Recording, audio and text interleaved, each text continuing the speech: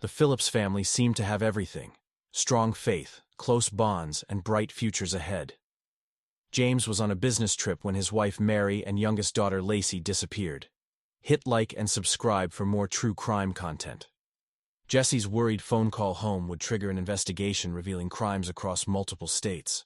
Mary Phillips was born in 1961 in Bradford, Arkansas, into a world that would shape her into a woman of deep faith and unwavering devotion to family.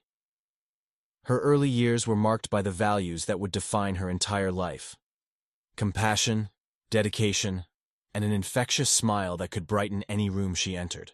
During her high school years, Mary met James Phillips, and their romance blossomed into a love story that would span decades. After marriage, the couple welcomed 3 children who became the center of Mary's universe. Darla arrived in 1979, followed by Jesse, and finally their youngest daughter Lacey in 1984. Each child brought new meaning to Mary's life, and she embraced motherhood with the same enthusiasm she brought to everything else. In 1990, the Phillips family made a significant decision that would reshape their future. They relocated from Hope to Bald Knob, Arkansas, seeking new opportunities and a fresh start in a close-knit community. Mary quickly established herself as more than just a resident. She became a beloved member of the community, known throughout Bald Knob for her radiant personality and genuine kindness toward everyone she encountered. Professionally, Mary found her calling as an accountant at a local tax office, where her attention to detail and trustworthy nature made her invaluable to clients and colleagues alike. Her work ethic was impeccable, and she approached each day with the same positive attitude that characterized every aspect of her life. Outside of work, Mary's passions centered around her family and the simple pleasures of life. She cultivated beautiful gardens that reflected her nurturing spirit, and she cherished outdoor activities that allowed the family to spend quality time together. These moments created lasting memories that would become precious to her children in ways they could never have imagined. June 6, 1995 began like any other Tuesday for Mary Phillips. James was away on business, a routine occurrence that never caused concern for the family. Mary followed her usual morning routine, preparing for another day at the tax office where her colleagues and clients depended on her expertise and warm demeanor. That afternoon, Darla stopped by her mother's workplace with a specific purpose: to drop off 11-year-old Lacey for a dentist appointment. The brief visit seemed routine, filled with the casual conversation and affection that characterized their close family bond. Before leaving to attend a friend's birthday party, Darla shared a moment that would haunt her forever. She kissed her mother goodbye and spoke the words that every loving daughter says countless times: "I love you." Those would be the last words Mary would ever hear from her eldest daughter. As evening approached and neither Mary nor Lacey returned home, Jesse's concern began to grow, setting in motion events that would shatter their family forever. Jesse's worry transformed into genuine alarm as the hours passed without any word from his mother or sister. Following his father's instructions during their frantic phone call, he searched for any signs of accidents along the routes they typically traveled, but found nothing that could explain their absence. When darkness fell and Mary and Lacey still hadn't returned home, James made the decision that would begin one of Arkansas's most tragic criminal investigations. He contacted police to report both his wife and youngest daughter missing since 3 o'clock the previous afternoon, emphasizing that such behavior was completely out of character for Mary. 3 police officers responded to the missing persons report, deciding to check Mary's workplace as their first step in the investigation. What they discovered in the parking lot immediately elevated their concern. Mary's truck sat exactly where she had parked it that morning, untouched and providing no clues about what might have happened inside the building. One officer approached the tax office entrance while his colleagues remained outside. The moment he stepped through the door, the routine missing persons case transformed into something far more sinister. Mary Phillips lay dead on the office floor, her hands bound behind her back with wire, naked from the waist down. The scene indicated a violent struggle, with drag marks leading from where she fell toward the bathroom door. Following the trail of evidence, the officer pushed open the bathroom door and discovered what initially appeared to be a second victim. Lacey sat tied to a chair, her small body showing signs of severe trauma. Her brown hair was matted with blood that covered the right side of her face, and she appeared motionless. The officer's initial assessment suggested that both victims had died during the attack. However, as the crime scene photographer began documenting the evidence, an extraordinary moment occurred that would change everything. When the camera flash illuminated Lacey's face, the 11-year-old girl suddenly turned her head and looked directly at the detective. The officer later described the moment as being like seeing someone rise from the dead. Lacey had survived approximately 10 hours tied to the chair, enduring injuries that should have been fatal. Her resilience during those dark hours spoke to a strength that defied explanation. When officers began speaking to her, she immediately asked about her mother with the innocent concern of a child who had witnessed unimaginable horror.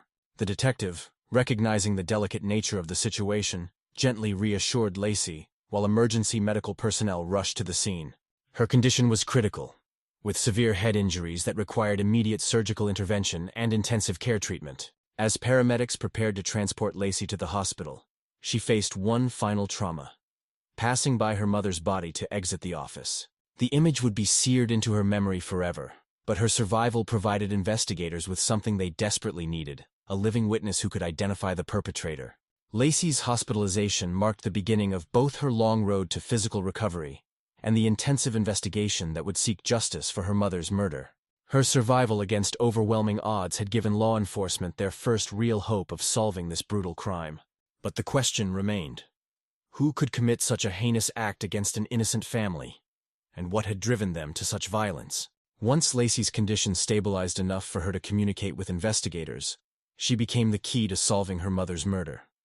Despite the severe trauma she had endured, the 11-year-old provided remarkably detailed descriptions of her attacker that would prove crucial to the investigation.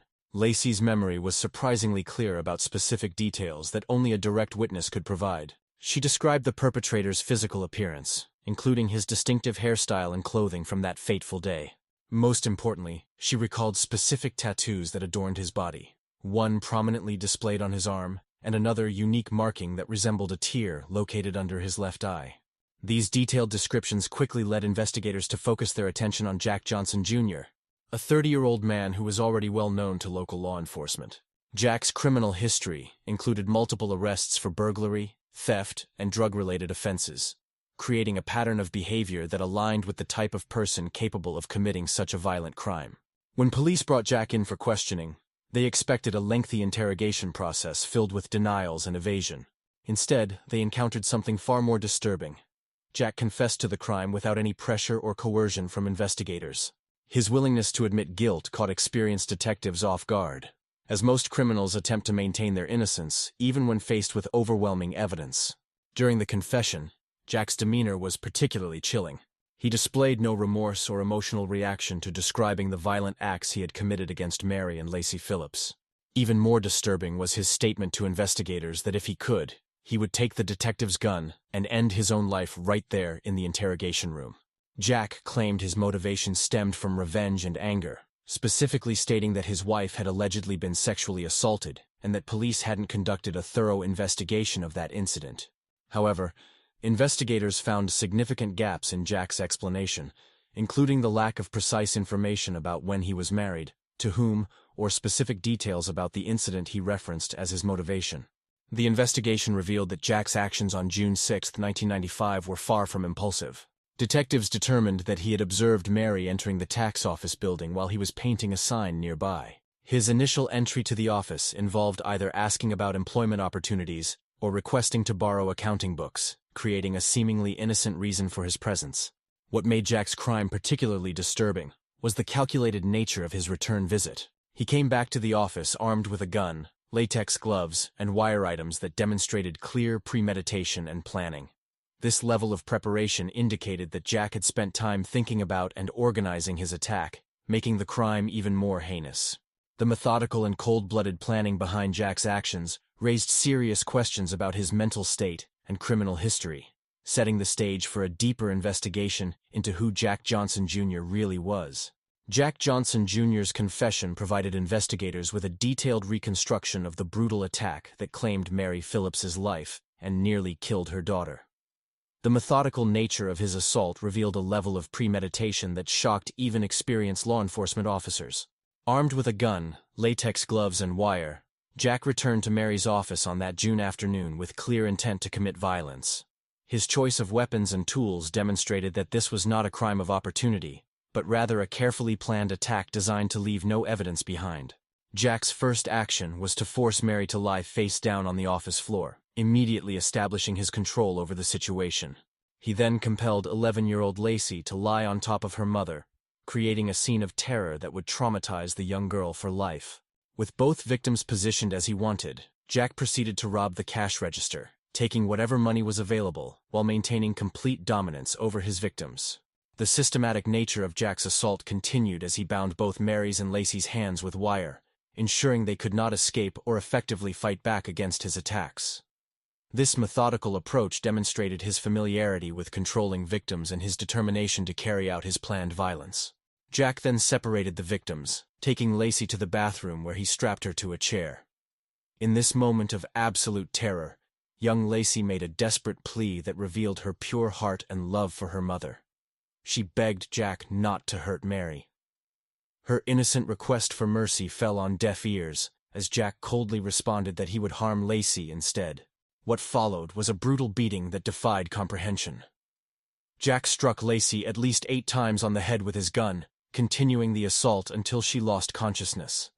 The violence against a defenseless child demonstrated a level of cruelty that shocked investigators who had seen countless violent crimes throughout their careers. With Lacey unconscious in the bathroom, Jack returned to Mary, who remained bound and helpless on the office floor. His attack on the devoted mother was equally savage, as he struck her on the head before committing sexual assault. Despite being restrained and injured, Mary fought back with every ounce of strength she possessed, showing the same courage and determination that had defined her entire life. Mary's desperate struggle against her attacker continued until Jack overpowered her through strangulation. Using both his hands and the electrical cord from the office coffee maker, he wrapped the cord around Mary's body and continued the assault until she stopped breathing. Her final moments were spent fighting to survive and return to her children. When Lacey regained consciousness in the bathroom, she began calling out for her mother, her voice echoing through the office as she realized she was injured and alone. Jack returned to silence her permanently, attempting to choke the 11-year-old until she passed out again. He left her with multiple skull fractures and barely clinging to life. Believing both victims were dead, Jack fled the scene, unaware that Lacey's incredible resilience had allowed her to survive his brutal attack. Her survival would prove to be his downfall, but it also raised disturbing questions about whether this level of violence was characteristic of Jack's previous crimes. Jack Johnson, Jr. was born on August 10, 1964 in Ohio, into circumstances that would shape him into the dangerous individual he would become. His childhood was marked by severe dysfunction that began before he could even understand the world around him. Jack grew up as one of 7 siblings in a household dominated by addiction and neglect. His father struggled with alcoholism while his mother battled gambling problems, creating an environment where children's needs were consistently ignored in favor of their parents' destructive behaviors. Among his siblings, Jack developed a particularly close relationship with his youngest brother, who was only a year and a half younger than him. Medical issues plagued Jack from his earliest years, beginning when he was just 1 year old. He experienced high fevers and seizures that may have contributed to the neurological problems that would plague him throughout his life. By age 5, Jack had been diagnosed with attention deficit disorder and began treatment with Ritalin, marking the beginning of a lifelong relationship with medications and chemicals. Around the same time Jack began taking prescription medication, he started experiencing hallucinations that terrified both him and his family members. These episodes marked the beginning of serious mental health struggles that would never be adequately addressed during his formative years. The dysfunction in Jack's household extended beyond neglect into active abuse. He suffered both physical and sexual abuse as a child, trauma that contributed to the development of what family members described as 2 distinct personalities. One personality was loving and affectionate, a child who enjoyed drawing pictures and telling stories to anyone who would listen. The other personality was filled with rage and violence, reacting aggressively to situations and lashing out at family members without warning. Jack's behavioral problems escalated throughout his childhood and adolescence. He began displaying violence toward animals, killing several family pets in ways that disturbed his siblings. His troubles with law enforcement began early, leading to numerous interventions that culminated in his placement in a juvenile detention center. While in detention, mental health professionals diagnosed Jack with attention deficit hyperactivity disorder, antisocial behavior, and a disturbing tendency to bang his head against cabinets and walls. These self-destructive behaviors indicated severe psychological distress that required intensive treatment he never received. In an attempt to escape the emotional pain he carried, Jack began using alcohol and other drugs at an early age. His addiction became a coping mechanism for dealing with the trauma and mental illness that dominated his daily existence. The substances provided temporary relief, but ultimately contributed to his deteriorating mental state. Jack's physical appearance reflected his troubled lifestyle, including distinctive tattoos of hearts and barbed wire on his arms and wrists that would later help identify him as Mary Phillips's killer.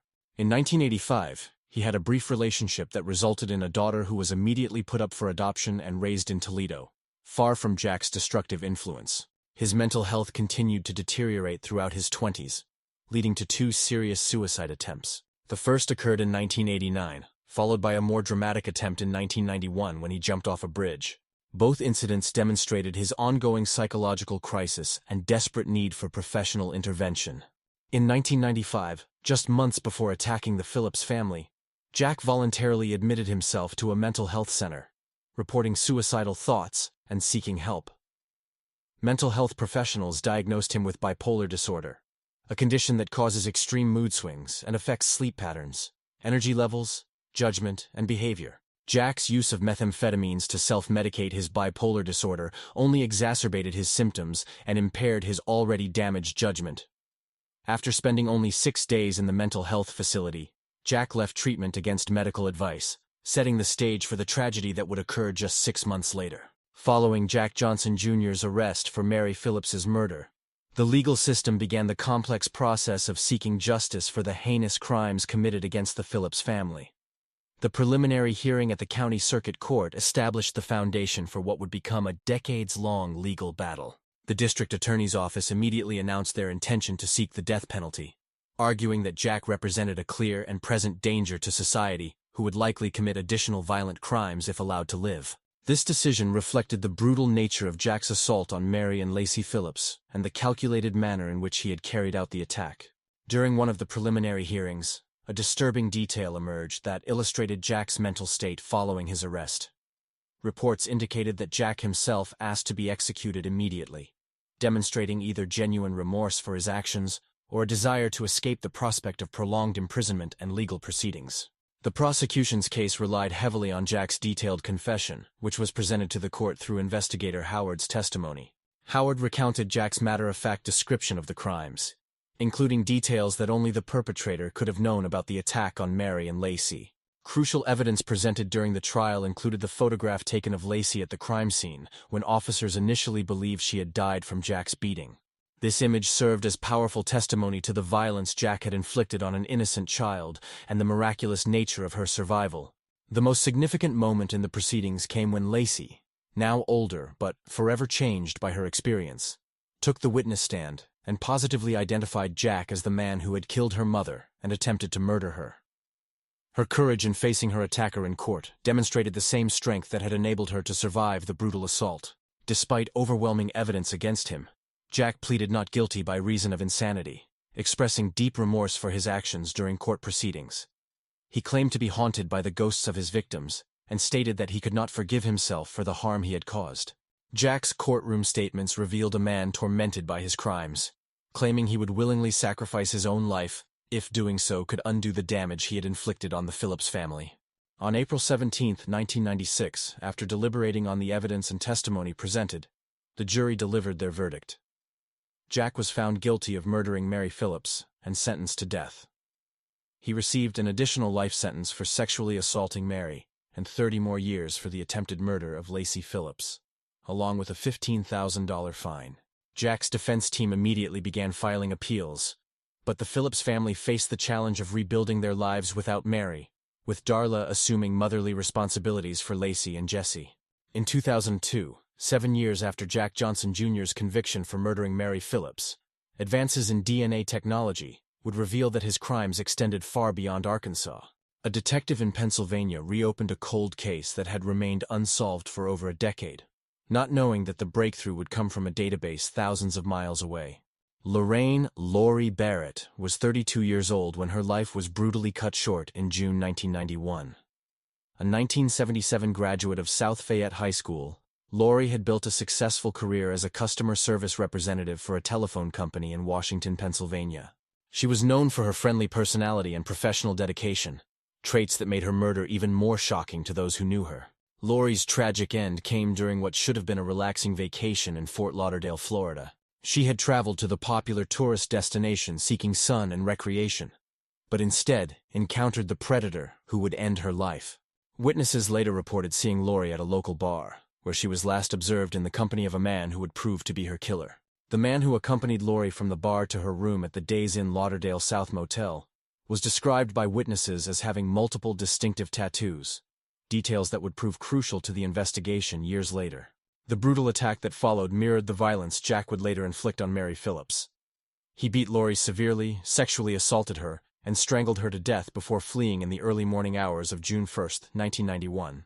A maintenance worker discovered Lori's body the next morning, prompting an immediate police investigation that initially yielded few concrete leads.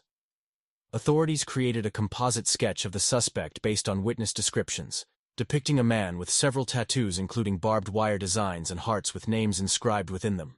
A crucial family connection nearly broke the case open years before DNA technology provided the definitive answer. Jack's sister saw the police sketch and description of the man wanted for Lori's murder, and immediately thought the suspect resembled her brother. However, family loyalty and disbelief prevented her from contacting authorities. Although she didn't believe Jack was capable of murder and convinced herself it was merely mistaken identity, she mentioned her concerns to their father. His response was telling. He advised her not to tell their mother about her suspicions, and subsequently put Jack on a bus to Arkansas, effectively removing him from Florida and any potential investigation. 12 years after Lori's death, technological advances finally provided the breakthrough investigators needed. The detective handling Lori's case sent fluid samples collected from her body and the crime scene to be compared against DNA databases that hadn't existed when the crime was originally committed. The system found a match with Jack Johnson Jr.'s DNA profile, which had been archived in Arkansas following his conviction for Mary Phillips's murder. A second test conducted at the State Forensic Laboratory conclusively confirmed that Jack had committed the crime against Lori Barrett. The physical evidence aligned perfectly with witness descriptions. Jack's tattoos and facial features matched those of the suspect who had been seen with Lori on her final night. This discovery prompted authorities to issue an extradition order for Jack, who was housed in maximum security prison in Arkansas, while appealing his death sentence for the third time. The revelation that Jack had killed before raised disturbing questions about how many other victims might exist and whether his crimes stretched across multiple states. Jack Johnson Jr.'s extradition to Fort Lauderdale to face charges for Lori Barrett's murder opened an unexpected window into his criminal past. The detective handling Lori's case recognized that Jack's pattern of violence suggested he was likely a serial killer, prompting a strategic approach to their interactions.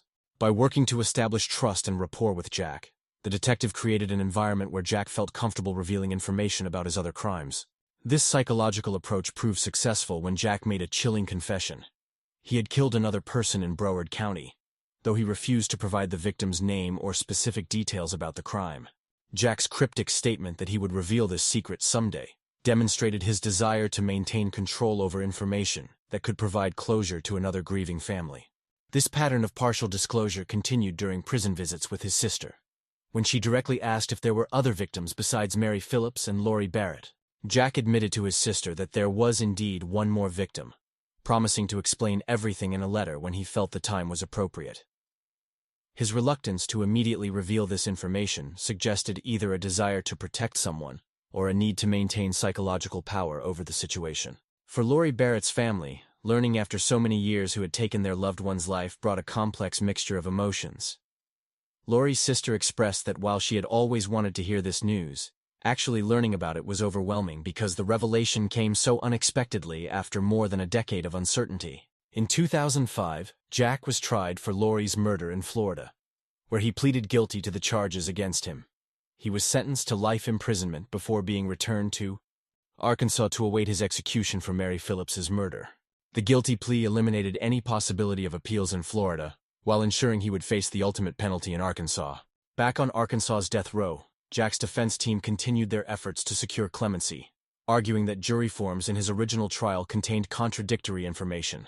They also maintained that his bipolar disorder diagnosis had not been adequately presented to the jury during the penalty phase of his trial. Multiple postponements of Jack's execution occurred over the years due to various medical conditions he developed while imprisoned.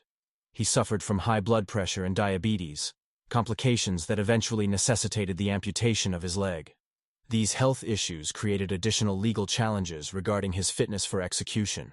During this same period, an unexpected family connection emerged when Jack's biological daughter, who had been adopted as an infant, began seeking information about her birth parents. After filing a petition with a probate court to access her birth certificate, she made the shocking discovery that her father was a man on death row in Arkansas. As a single mother of 2 young children, Jack's daughter struggled to process this revelation, while simultaneously feeling grateful for the loving family that had raised her, setting the stage for a final chapter in Jack's story. In 2017, Arkansas made the decision to resume executions after an extended hiatus, and Jack Johnson Jr. was among those scheduled to face the ultimate penalty for his crimes. This development prompted a new clemency hearing in April 2017, representing Jack's final opportunity to avoid execution. Jack's response to his clemency hearing was characteristic of his contradictory nature throughout his legal proceedings. He refused to attend the hearing in person, instead choosing to send a handwritten letter to the state parole board for his attorney to read aloud. This letter provided insight into Jack's mental state after more than 2 decades on death row. In his letter, Jack expressed regret not only for his violent actions but also for the clemency hearing itself. He stated clearly that he was prepared to face death at the hands of the state, and had already forgiven his future executioners, acknowledging that someone would be required to carry out his sentence regardless of their personal feelings about the task. Jack made his position unambiguous. He would reject any commutation from a death sentence to life imprisonment, refusing to spend additional time in what he described as a rat-hole prison environment. His words reflected both acceptance of his fate and continued mental anguish about his circumstances. The letter revealed that Jack felt he had no right to seek forgiveness for his crimes, and remained tormented by his actions toward Mary Phillips and her daughter Lacey. He attributed his violent behavior to years of untreated mental illness, childhood abuse, drug addiction, and consistently poor decision-making throughout his adult life. During the clemency hearing, Lacey Phillips, now 32 years old and married, provided powerful testimony about the ongoing impact of Jack's crimes on her life. She declared that she didn't want to live another day, knowing that the man who had killed her mother and attempted to murder her was still breathing. Lacey expressed profound frustration that more than 20 years after the incident, justice had yet to be fully served.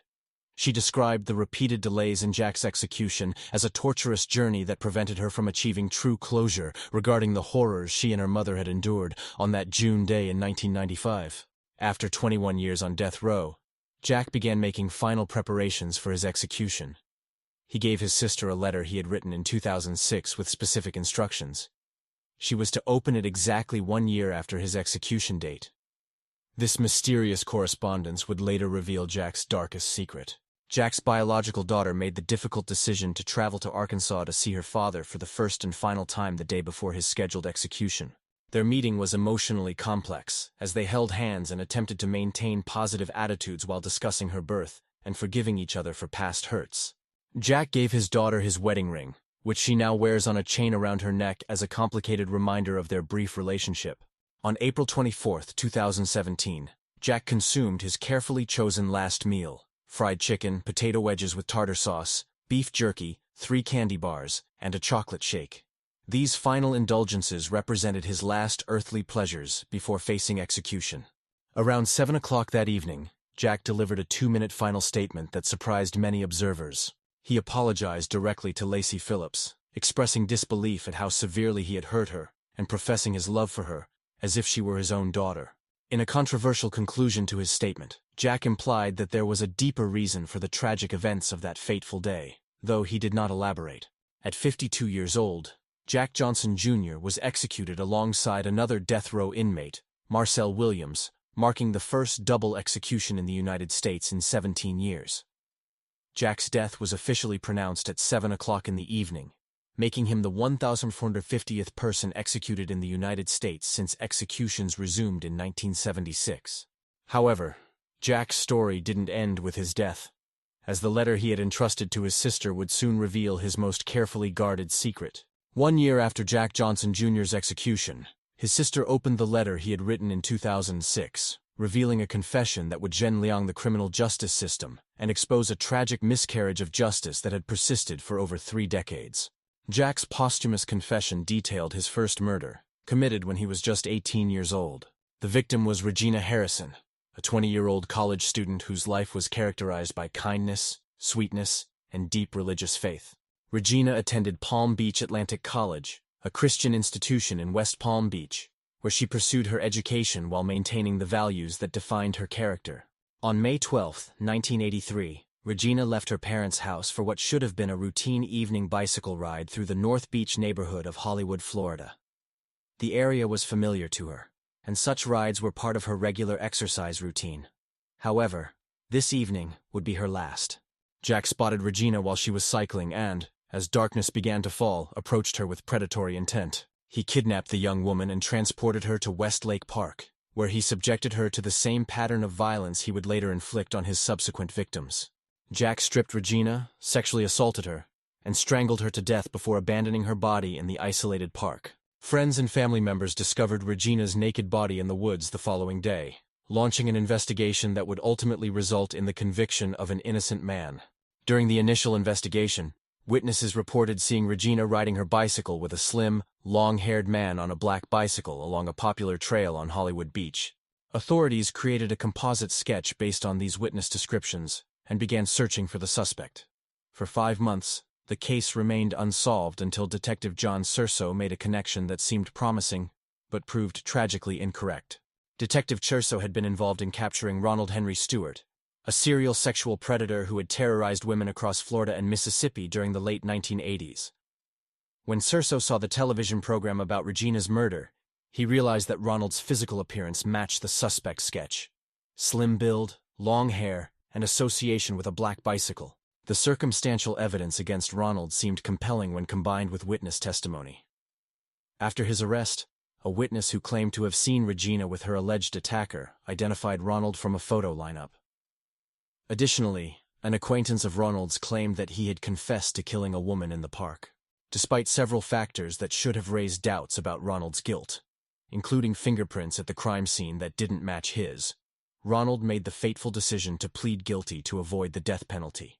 He admitted to 3 counts of sexual assault with a deadly weapon in Broward County in exchange for prosecutors dropping charges in 6 other cases.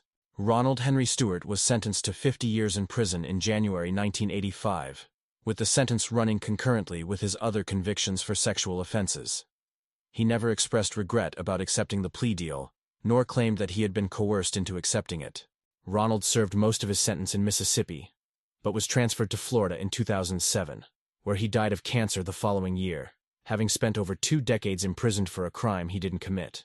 Jack's confession proved that Ronald had no connection to Regina Harrison's murder, prompting prosecutor Paula McMahon to announce efforts to overturn the wrongful conviction and investigate Jack's past for additional victims across multiple states.